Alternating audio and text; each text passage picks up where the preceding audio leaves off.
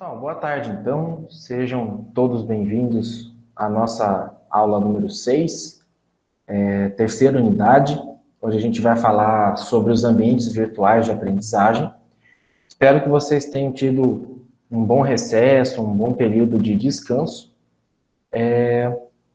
E essa unidade, ela é relativamente simples, tá?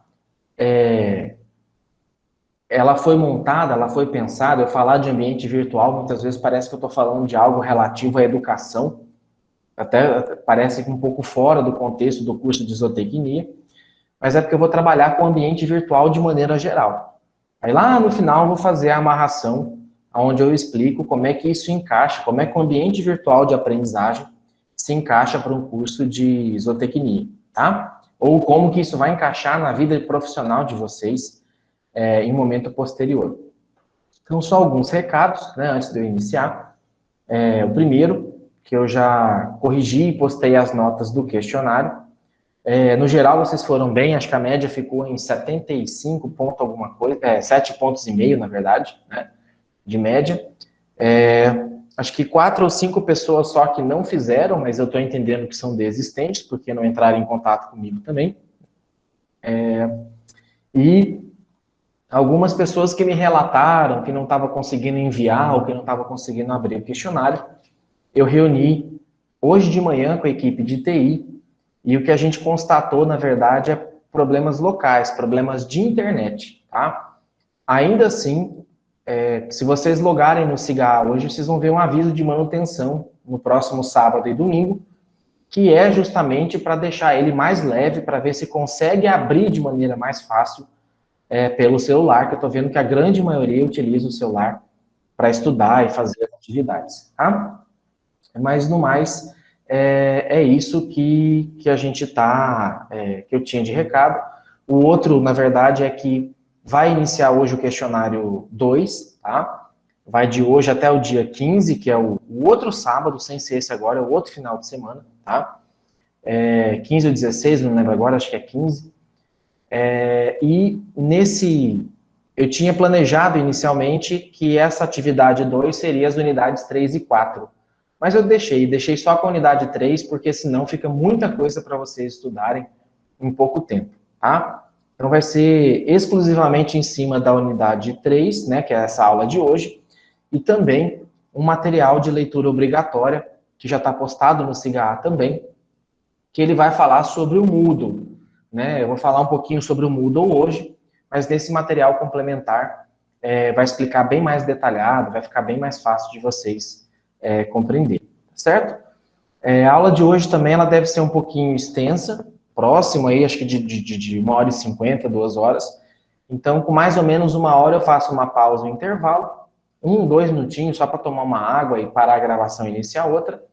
E aí eu separo isso também, a gravação, lá dentro do SIGA, combinado?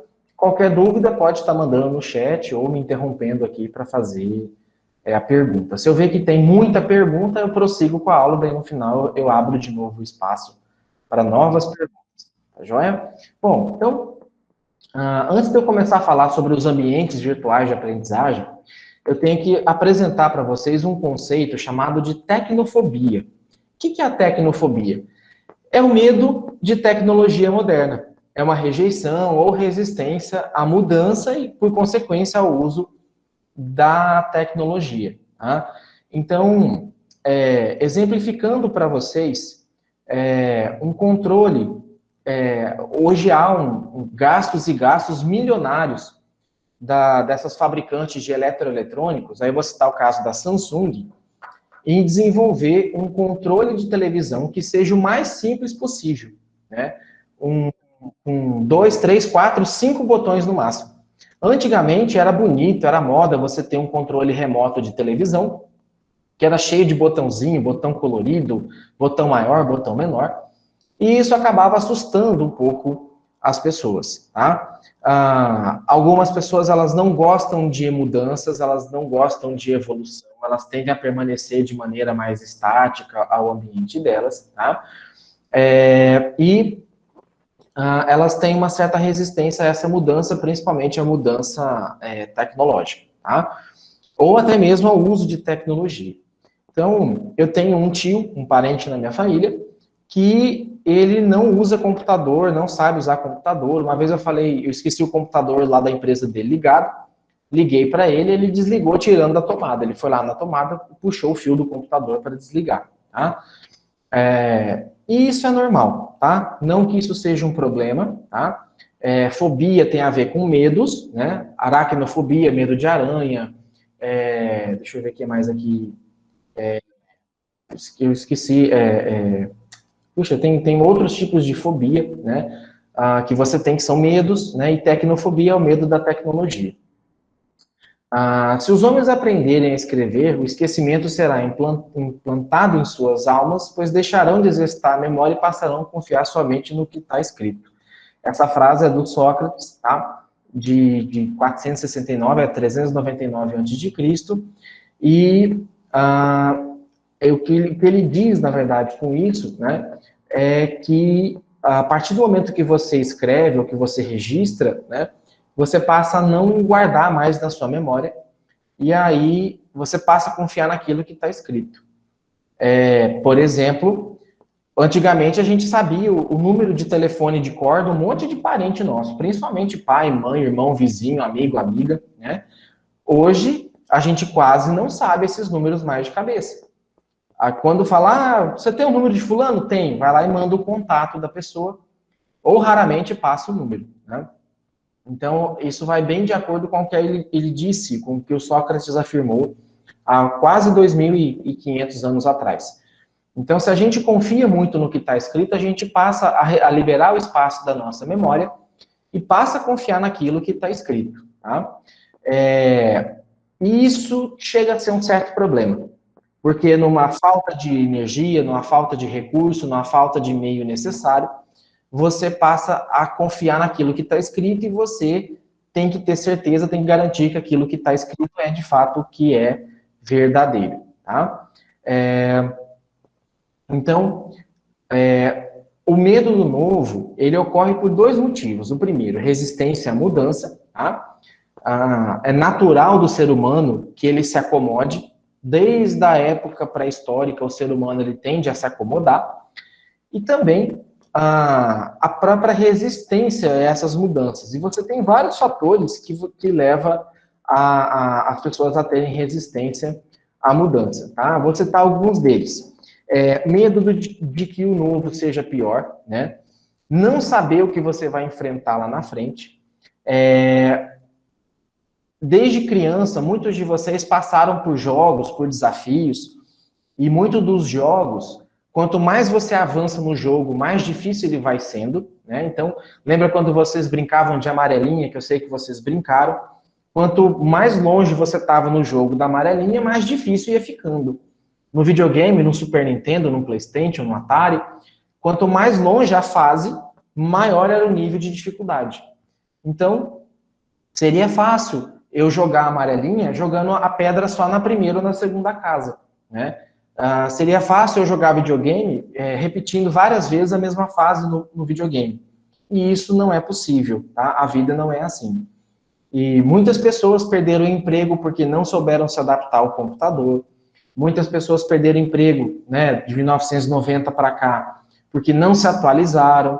Né, por exemplo, muitos não tiveram a fase do chat no computador, do MSN, do ICQ, do Mirk.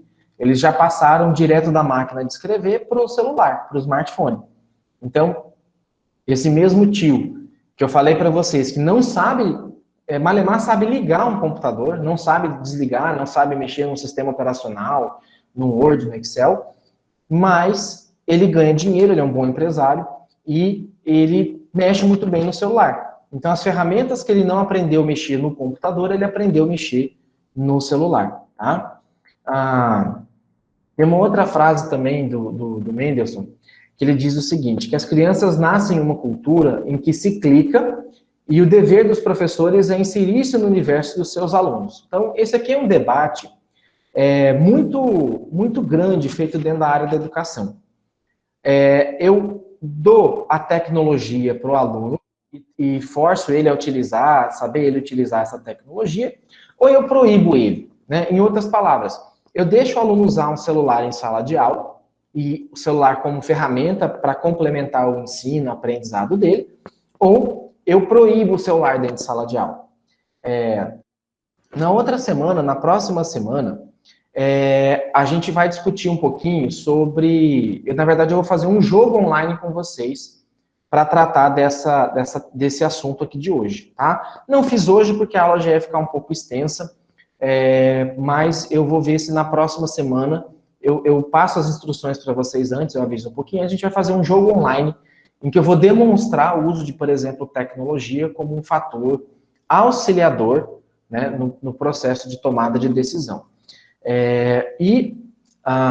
O problema, muitas vezes, de você inserir a tecnologia no cotidiano, no dia a dia, é você ficar muito dependente dela, ou usar ela como fonte exclusiva de conhecimento ou de ferramenta. Tá?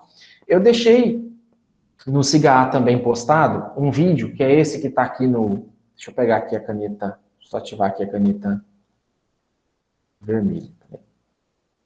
Tá?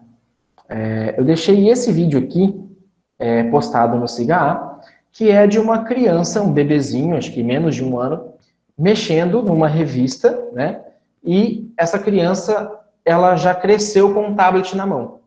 Então, depois vocês vão lá, assista esse vídeo, é bem curtinho, acho que é 1 minuto e pouco, não chega a 2 minutos. E vocês vão ver que a criança, ela pega a folha da revista, ela vai passando o dedinho assim, querendo que os ícones da revista, as imagens, interagissem com ela da mesma forma que um tablet ou um iPad interage, tá? Então, vejam a percepção, por exemplo, de contexto, de ambiente do qual essa criança já está inserida, né? Coisa que às vezes para a gente não está. Jonas, depois eu dou uma olhadinha para ver o que está acontecendo, mas pode ser que ou você está olhando no lugar errado, ou não fez a atividade. Mas eu olho certinho, depois da aula eu acesso e te dou um retorno, tá? Mas fica tranquilo, se fez é só a questão de eu lançar a nota lá depois. E relembrando, né, como a gente vem falando de ambiente virtual, também não tem como a gente deixar de esquecer, que está por conta do período que a gente ficou parado aí, do conceito de TIC, né, de Tecnologia de Informação e Comunicação. Então, a TIC ela é entendida como um conjunto de tecnologias, ou seja, hardware, que é a parte física, software, que é a parte de sistema operacional, e telecomunicação, que é a parte de rede, internet, intranet, que favorecem a automação e a comunicação dos processos de negócio, da pesquisa científica, do ensino, da aprendizagem, ou seja, da vida cotidiana. Seja numa aula que a gente está tendo agora, num processo de trabalho, para confeccionar um trabalho, para apresentar um relatório, para tomar uma decisão, para fazer algum registro, enfim, né? Relembrando os benefícios da TIC também, que é de descentralizar o saber, né? Então você compartilha informações, experiência, você tem uma facilidade para divulgar determinadas produções, relatórios, trabalhos, resultados, enfim, e você acaba fazendo isso através da formação de redes de estudo, e esse é um ponto importante, pois profissionais de educação e alunos podem desenvolver trabalhos em conjunto, mesmo que em países diferentes, sem necessidade de sair do seu ambiente físico, tá? Então, mas professor, então você está falando muito de educação, o que tem a ver zootecnia e educação, tá? A questão, pessoal, é que a internet, a tecnologia, principalmente, ela tem chegado cada vez mais no campo, e ela tem transformado a rotina do campo. Eu ainda lembro, meu sítio tem um sogro aqui em Cáceres, e eu lembro de várias e várias vezes, fica uns 50 quilômetros daqui de Cáceres, 50 não, 74 quilômetros daqui de Cáceres, são 50 quilômetros de asfalto, 24, 25 quilômetros de terra. E muitas vezes ele tinha que levar lá um zootecnista ou um médico veterinário para olhar uma vaca que estava doente, para observar um porco que não queria comer, né? Enfim, com algumas doenças, e ele tinha que pagar a diária do veterinário, né? E o deslocamento do veterinário, um almoço. E muitas vezes, o tempo de estrada, né? Parar para almoço e cuidar, ele pagava, por exemplo, uma diária um dia inteiro, deixava o zootecnista, o veterinário preso assim lá no sítio o dia inteiro, e trabalho mesmo, efetivamente, lá com os animais, não dava 1 hora e meia. Então, era ruim para ele e era ruim para o zootecnista, para o médico veterinário, que às vezes tinha que ficar lá o dia inteiro. e poderia estar atendendo outras fazendas, enfim, né? Então, hoje, com o advento da tecnologia e de um ambiente virtual de aprendizagem, um ambiente remoto, tal como o Google Meet que a gente está usando hoje, você tendo um computador e uma internet no seu sítio, na sua fazenda, você já permite, ainda que os conselhos regionais tenham certas restrições para isso, mas é possível você fazer o teleatendimento, né, ou o que a gente chama de telemedicina, né, que é também uma discussão ética no Conselho Regional de Medicina hoje. Tá? Até que ponto um atendimento virtual pode prevalecer? Né? Até que ponto um atendimento virtual dá para ser feito? É lógico que muita coisa você tem que ir lá, às vezes coletar um sangue, coletar uma amostra, examinar físico, palpar, pegar, né? Então, né, não dá para você fazer uma inseminação de maneira remota, mas dá para passar instruções de maneira remota para que alguém faça, alguém que tenha um domínio mínimo, né, uma preparação mínima, para que ela faça esse tipo de trabalho, esse tipo de ação. Tá? Então, fala, professor, então tá ruim, é ruim fazer atendimento remoto, por exemplo, para um zootecnista ou para um médico veterinário? Não, tá? Porque, pensa bem, dentro da administração, aí eu vou puxar um pouquinho para o meu lado, antigamente, não sei se vocês lembram também, os médicos, quando vocês assistem, caso vocês tenham assistido algumas novelas de época antiga, você tinha aquele médico da família que ia nas casas, ia nas fazendas, visitar lá os pacientes doentes. Esse médico passava mais tempo na estrada, no caminho, do que atendendo, propriamente dizendo, o paciente. O fato de você atender de maneira remota faz com que você amplie, por exemplo, o número de atendimentos feitos no dia a dia. A pandemia, ela forçou a uma certa regularização da questão da telemedicina, do teleatendimento, tá? Porque muitas vezes os médicos infectologistas, que é o médico que trata especificamente da Covid, né, não dariam conta de atender todo mundo e também se arriscariam muito a ser contaminados se permanecesse atendendo desse jeito.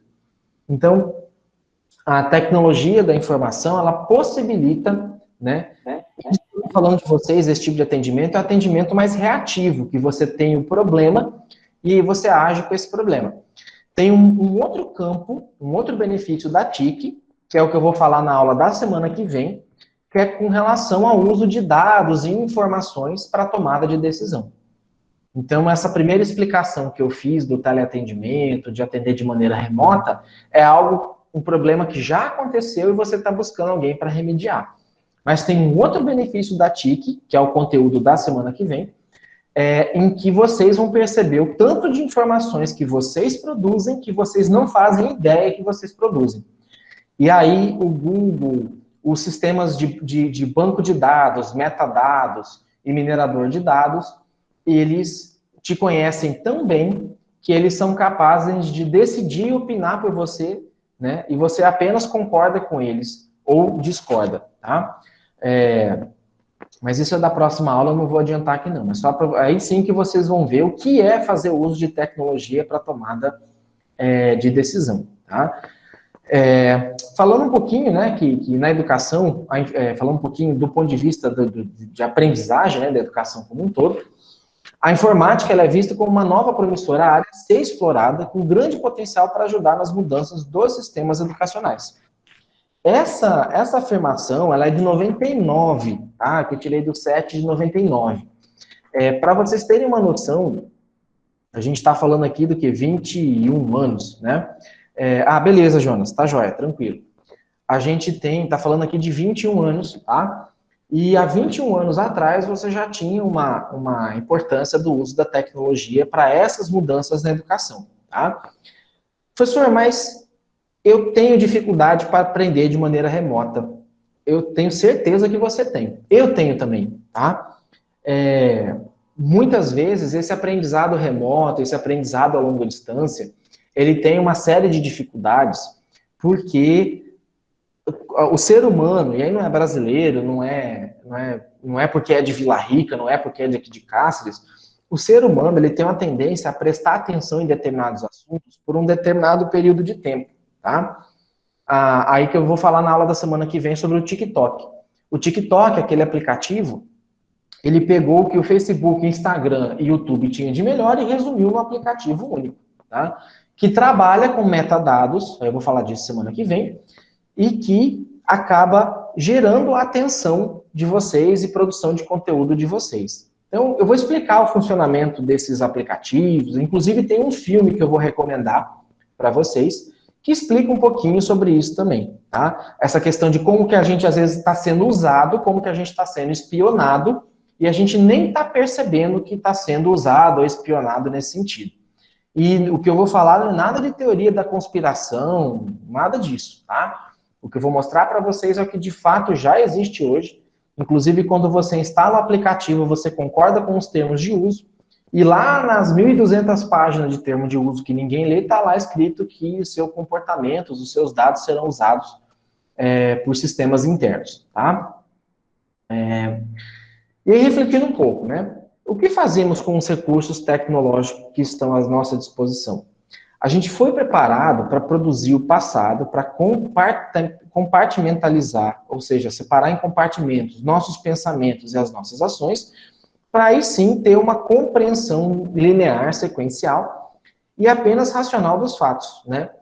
Concebendo assim uma imutabilidade daquilo que conhecemos. Ou seja, se a gente aprendeu que algo é feito daquele jeito, a gente vai continuar fazendo daquele jeito sem questionar muito por que, que as coisas são feitas daquela maneira, tá? Então, quando muitas vezes num curso de graduação você tem a disciplina de filosofia, às vezes o aluno fica perguntando assim, mas por que filosofia? Por que eu tenho que fazer filosofia? Né? Por que às vezes eu tenho que estudar religião? Por que eu tenho que estudar essa matéria? Tá? A filosofia, pessoal, e a sociologia, essas duas disciplinas, na verdade, elas fazem parte do estudo para mostrar que nem sempre aquilo que nos foi dito é uma verdade absoluta. Essas disciplinas, elas são colocadas para a gente para que a gente sempre questione as coisas como elas são. Para que a gente nunca aceite uma determinada frase, algo como verdadeiro, sem antes ter sido checado e questionado. Tá? Então, hoje, com o avanço tecnológico, não só o conhecimento torna-se dinâmico, mas também a própria noção de espaço e tempo. Presente, passado e futuro não podem mais ser percebidos como estados estanques, ou seja, como algo parado. Né? O presente vai sintetizar o passado e o futuro. Né? E para viver essa síntese, precisamos fazer presente hoje. Então, a gente só consegue não errar no futuro próximo se você já teve um erro no passado e aprendeu com esse passado. Mas se você errou lá atrás, você não pode ser discriminado, você não pode ser criminalizado por esse erro. Tá? Você pode ser julgado sim, se você já cometeu esse erro e continua insistindo, cometendo de novo, né?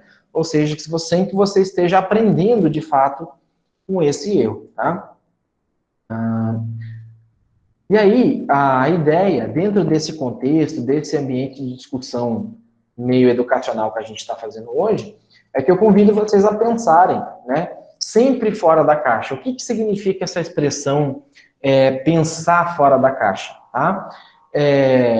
Muitas vezes, pessoal, eu sempre fui curioso desde criança. Então, às vezes eu desmontava um carrinho de controle remoto para ver como é que funcionava dentro. Às vezes eu desmontava, quebrava às vezes até um brinquedo para ver como é que funcionava dentro. E na época até chegava assim a ter umas reprimendas, né? Chegava até a apanhar um pouco assim de pai e mãe, porque acabava quebrando os brinquedos, mas no intuito de descobrir por que ele era assim ou por que ele funcionava assim, tá? E essa ideia de pensar fora da caixa já me ajudou muito na minha vida profissional, na minha vida pessoal, porque você passa muitas vezes a entender um problema não pela causa, pelo aquilo que ele está causando, mas pela origem dele. Né? Não pela consequência em si, mas pela causa. Em que sentido? Quando um avião cai com pessoas, né, e acaba, independente de ter morrido gente ou não, sempre é aberta uma investigação. Obviamente, a investigação ela vai apontar culpados, mas o foco da investigação é saber o porquê que isso aconteceu, por que esse avião caiu.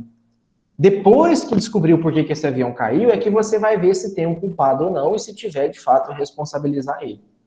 Então, aqui no Brasil, e aí a cultura brasileira é assim, há uma preocupação muito grande em apontar culpados. E você perde muito tempo tentando apontar quem foi culpado, quem é culpado, quem errou, né? E você deixa meio que o problema de lado e passa a discutir a culpa, tá? Onde que o correto deveria ser primeiro a resolução do problema e posteriormente discutir a questão de culpabilidade, tá? E aí, tem um outro questionamento. Por que não usar os benefícios da tecnologia para a educação? Né? Ora, se a educação é tão boa assim e a tecnologia é tão boa, por que a gente não junta as duas coisas? Tá?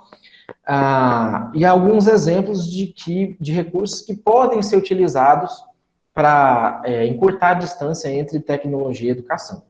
O uso de e-mails, de listas de discussão, de blogs, de redes sociais, né, como WhatsApp, Facebook, Instagram, Twitter, entre outros, compartilhamento de vídeos no YouTube e outras plataformas, e várias outras. Eu vou fazer com vocês um joguinho chamado Kahoot, tá? Em que vocês vão perceber que é possível fazer um jogo online sem que você tenha que instalar, sem que vocês tenham que usar de muito aplicativo, muita aplicação, enfim, tá? Para ver que é possível você associar as duas coisas. E aí, se eu digo que é possível associar a tecnologia com a educação, eu estou abrindo uma chave, eu estou abrindo a possibilidade de que vocês associem tecnologia com qualquer outro assunto de qualquer outra matéria. Tá? É lógico que uma disciplina prática em que vocês vão ver, por exemplo, o intestino de um animal, né? Não dá para fazer isso necessariamente ao vivo. Né? É uma coisa que, de fato, a prática ensina. E até vou mostrar para vocês uma pirâmide já que vai explicar muito bem isso que eu estou falando. Tá? Então, a ideia de você associar a tecnologia e a educação é não tratar ela como exclusividade, ou seja, não coloque a educação dentro da tecnologia, mas sim a tecnologia dentro da educação, né? Como uma ferramenta da educação. Então, o que muitas pessoas acabam se enganando é no sentido de achar que a tecnologia substitui o professor, ou que a tecnologia vai substituir as pessoas talvez em alguns anos, né? Isso pode acontecer, porque na verdade já se tem muitos empregos que foram extintos por conta de tecnologia, tá? Inclusive, assim, essa é uma das teorias da conspiração, né? Não que eu acredito nela, mas tem algumas pessoas, por exemplo, que não sou eu, tá? Mas que elas estão preocupadas com a questão do realismo, por exemplo, do que estão sendo feitos, produzidos, bonecos sexuais, no sentido de que se esses bonecos sexuais ficarem muito bem, muito mais parecidos com os seres humanos, você pode colocar em risco, inclusive, a própria espécie humana. As pessoas vão parar de se relacionar entre pessoas e vão começar a se relacionar com robôs, com bonecos e bonecas infláveis, e por conta disso vão parar de ter filho, reduzir filho.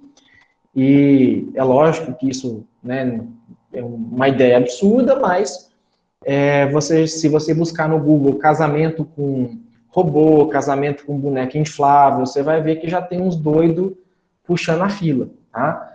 Então, não que isso vá acontecer no curto prazo, mas é algo que deve se ficar de olho, porque a tecnologia já foi provado em outras ocasiões, desde a Revolução Industrial, que ela substitui muitas vezes a mão de obra do ser humano, tá? Então, pode parecer meio estranho, mas é isso mesmo, né? Inverta, né, os papéis, faça com que o aluno passe a utilizar a tecnologia voltada à educação, mas de forma tão natural que ele nem perceba, né?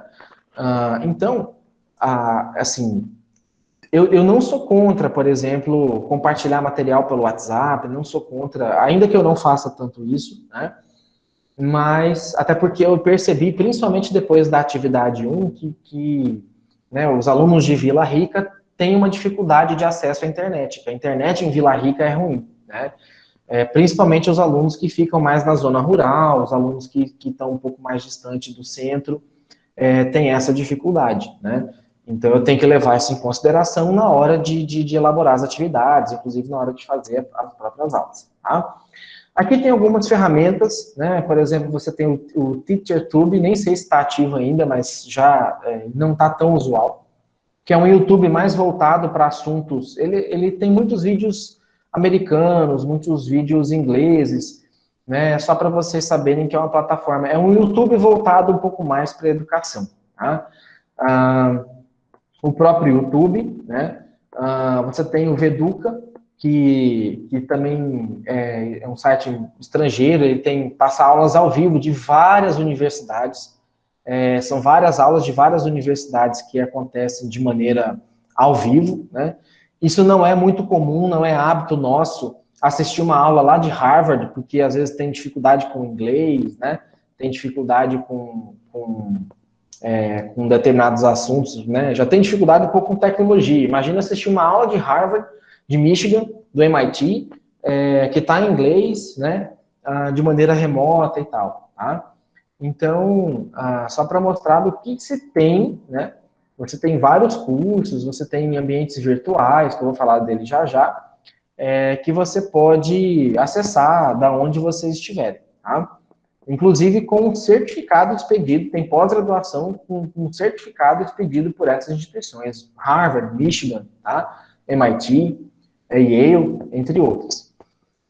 O LinkedIn, ele é uma rede social, em outras palavras, ele é um Facebook voltado para um Facebook profissional, Facebook voltado não tanto para o lado social, mas para o lado trabalhista, digamos assim, trabalhista, comercial, empresarial, digamos assim. Quem não tem uma rede social, né, eu aconselho criar uma pelo LinkedIn, principalmente quem está desempregado e tentando buscar emprego. Muitas empresas estão buscando currículo no LinkedIn. Então, quem está desempregado, tem alguma habilidade, está procurando emprego, no LinkedIn você vai falar sobre você, vai falar sobre suas experiências profissionais, vai falar sobre interesses, e ele te mostra vagas de emprego que estão próximas. Aí eu aconselho duas coisas. Primeiro, vocês criarem um perfil no LinkedIn, vocês começarem a seguir empresas da região de vocês, ou empresas grandes que vocês têm interesse, né, de trabalhar. Porque vocês podem começar como estagiário, e para ser estagiário tem que ser aluno. Você pode começar como trainee, que é aluno geralmente final de curso, que é já para entrar num cargo de patente mais elevada, de nível hierárquico mais elevado. E assim, eu atualizei no começo de dezembro, meu perfil no LinkedIn, eu recebi 2 propostas de trabalho. Ainda assim que eu coloquei lá, que eu já tenho emprego no Nemat, tudo, mas ainda assim as empresas ligaram para oferecer trabalho, tá? E o setor privado, ele está crescendo bastante, inclusive ele está indo no setor público buscar profissional do setor público, tá? O próprio Facebook, né, que é já um pouco mais social e tal, Instagram, que eu nem coloquei aqui, e Twitter, né? Geralmente são essas redes sociais. E o Skype também, que era muito utilizado como Meet, né, para reuniões online, como a gente está fazendo hoje aqui, hoje já não está tão assim mais em uso, né? Hoje o Google Meet acabou tomando um pouco mais de espaço do Skype. E alguns cuidados necessários que se tem que ter com a TIC, né? A escolha de fonte é segura, então a gente vive hoje numa época de fake news, na era de fake news, então, e uma era de fake news muito polarizada por questão partidária política, né? Então tem o lado A, lado B, PT, Bolsonaro, aquela coisa toda. Então a gente tem que tomar muito cuidado com isso, tá? Checar bastante a fonte das informações, checar principalmente antes de repassar, tá? Eu sou uma pessoa, pessoal, que eu só repasso uma notícia, eu só repasso uma informação depois de ter checado muito, depois de ter certeza de que aquilo é verdadeiro e que aquilo não é falso e tal, né? E assim, não confiem na fonte de quem mandou. Esse tempo atrás, por exemplo, meu sogro mandou para mim um vírus, na verdade, uma mensagem vírus, da Brahma falando a promoção do chopp da Brahma, que era para clicar lá, responder umas perguntas que você ganhava um chopp da Brahma. A hora que ele me mandou na lata, eu já falei para ele, isso é vírus. Ele virou para mim e falou assim, mas foi um juiz que me mandou. Eu falei, podia ter sido o Papa, podia ter sido quem você quisesse. Você é obrigado a checar essas informações antes de repassar, né, para outras pessoas. Ninguém sai dando comida, ninguém sai dando cerveja de graça, assim, simplesmente por responder perguntas, tá?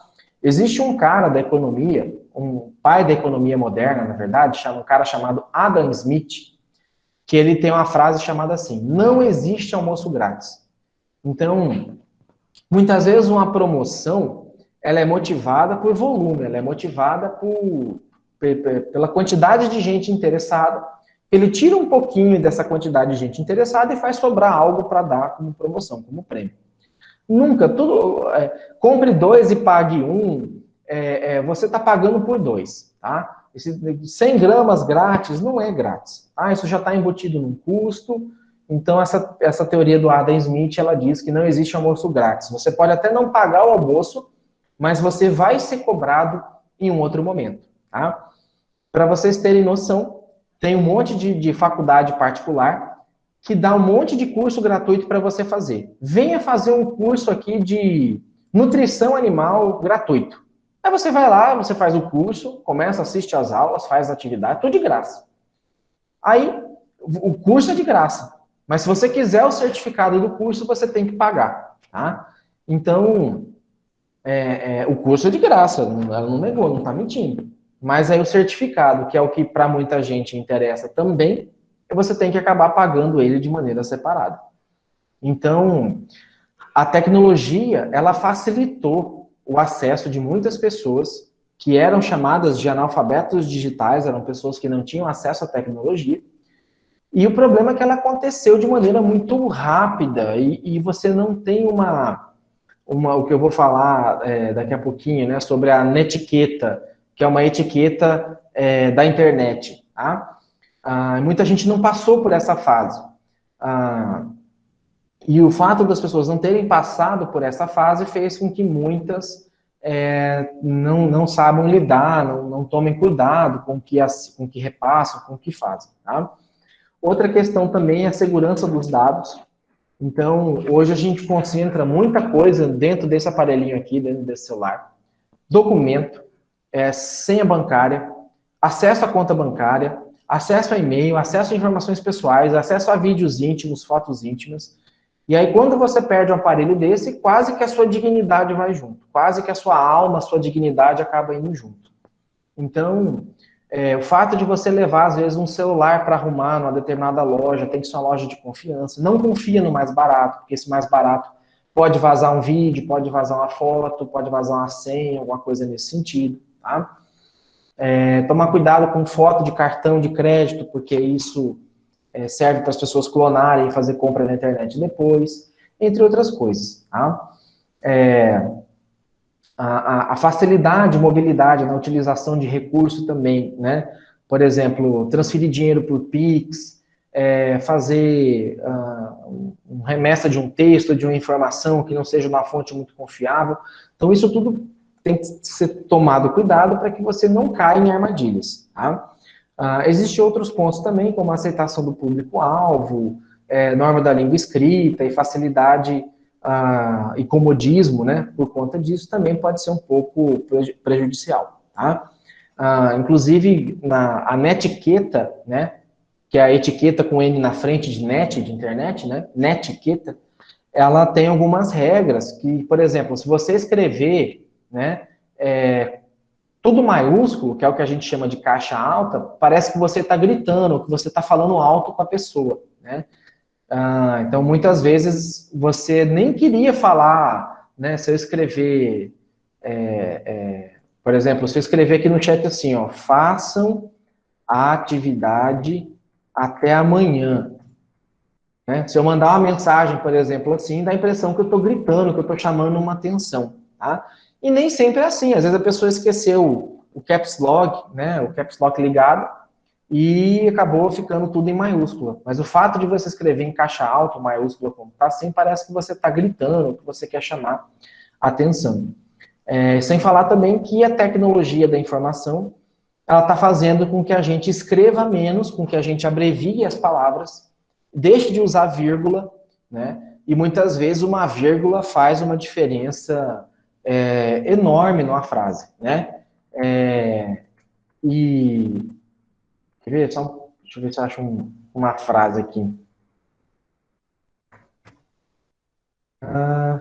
Não vou ter fácil aqui agora não. Mas tem frase que você escrever ela sem a vírgula dá outro sentido. E quando você coloca a vírgula, passa a ter realmente o sentido desejado. Tá? Por isso que você tem que tomar muito, muito, muito cuidado. Então, o que tem que ser bem lembrado quando a gente fala de tecnologia da informação é que o computador ele é uma ferramenta, relembrando, né, ele é uma ferramenta e ele não resolve por si só nenhum problema. Tá? Então, se você pegar uma chave de fenda para abrir um determinado aparelho eletrônico, ela não vai abrir se você não souber manusear, se você não souber girar ela. Tá?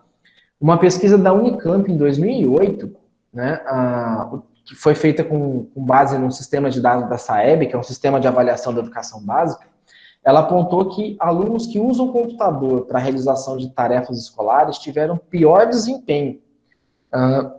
25 pontos a menos em português e 15 pontos a menos em matemática. Tá? Então, olha que dado interessante. Tá? Só que isso foi em 2008, há 12 anos atrás. O acesso dessas pessoas com internet, com computador, pode ser que já mudou bastante, na verdade já mudou bastante de lá para cá. 2008 você contava nos dedos as pessoas que tinham computador e mais ainda nos dedos as que tinham computador e internet. Né? Mas só o fato dela ter computador, né, já acabava às vezes reduzindo o desempenho dela em português e em matemática. Mas por que isso, professor? Não era para o computador ajudar? Por que ele está trabalhando? Porque está sendo usada a ferramenta da maneira correta. Né? Em vez de você buscar 2, 3, 4 assuntos diferentes, pesquisar, você está simplesmente usando o computador para adiantar o copia e cola. Tá? Então, é isso que você tem que tomar bastante, bastante cuidado. Até pegando um assunto aqui que pode ser um pouco polêmico, porque eu sei que... Não, nem vou falar isso não, senão vai dar problema aqui.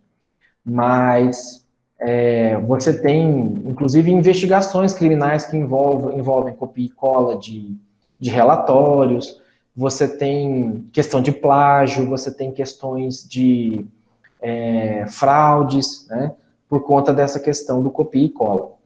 Então, a utilização da tecnologia sem o preparo adequado do docente e sem um plano de ensino adequado pode trazer consequência desastrosa. Então, quando a Unemat optou, por exemplo, pelo ensino remoto, isso acabou sendo feito de maneira muito rápida e muito apressada. Então, porque tinha um grupo cobrando que as aulas tinham que voltar, né, e a única maneira de voltar com segurança era através do ensino remoto. Então, a tecnologia ela tem um pré-requisito chamado preparo, né? Ou seja, que você precisa, tanto, por exemplo, aluno como professor, tanto as pessoas que vão fazer o uso da tecnologia, quanto aquelas que vão ser beneficiadas com a tecnologia, precisam de preparo, né? Então, até fazendo uma brincadeirinha, né? Chegou o dia que o Einstein temia. Então, hoje, se você andar na rua, você percebe que o tempo todo as pessoas estão assim, né? No café, no almoço, no museu, na praia, no estádio, às vezes com um namorado, né?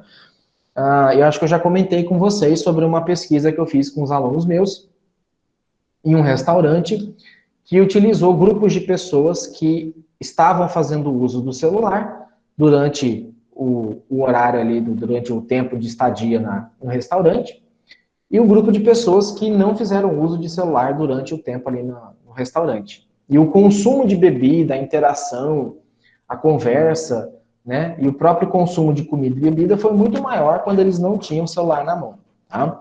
E eu tenho certeza que na família de vocês aí, final de ano, ainda que restrita, né, Natal e Ano Novo, vocês devem ter observado esse tipo de situação também. Tá? A gente já está aqui com quase 50 minutos. Eu vou só parar aqui a gravação para dar sequência no próximo conteúdo, tá? Um minutinho só para eu separar aqui para não ficar a aula muito, muito extensa. Espera aí. Se quiserem fazer pergunta, pode aproveitar um minutinho aqui para fazer, tá?